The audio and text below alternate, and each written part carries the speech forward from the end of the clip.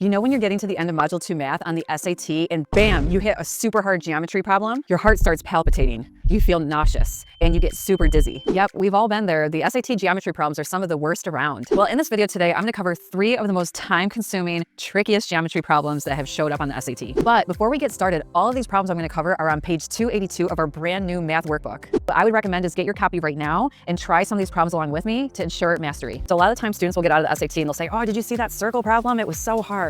And really, they're not testing you on anything circle related at all. So I'm gonna show you 3 common scenarios of circle questions that are really other types of questions in disguise. Fill in some necessary notes that you need to know to get these questions right.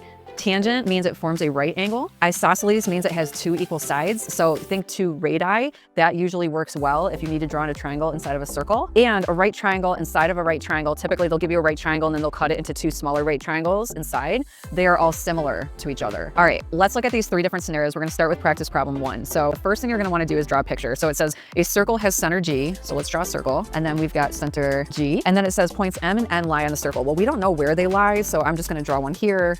And then it says line segments MH and NH are tangent. Okay, they're tangent to the circle. So that means they're gonna form right angles with the radius. So let me draw a line going through the point, make it tangent. Okay, perfect. And then I'll do the same for H. All right, perfect. And then they said, sorry, I don't know why I called that H. I meant to call that N. My bad, you guys. This is H up here.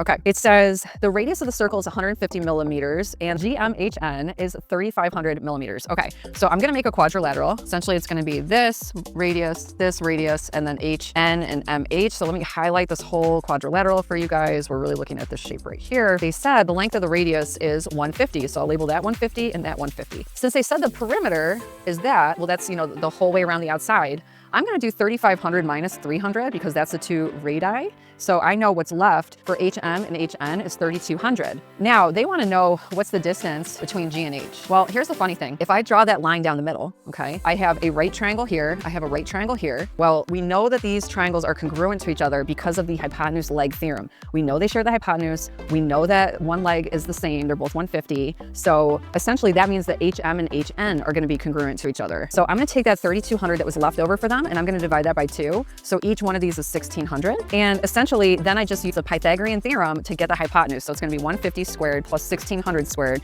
equals C squared. When you crunch those numbers and work it out, you end up getting close to 1607. Notice when it says rounded to the nearest millimeter or is approximately, because they just want you to round. So if you get a decimal, don't freak out. All right, so here's the key takeaway with question 1. Students get this one wrong often because they don't know what tangent means. So please don't forget tangent means it forms a right angle. Notice how this isn't even really a circle problem. It's a right triangles problem, testing your knowledge of congruent triangles.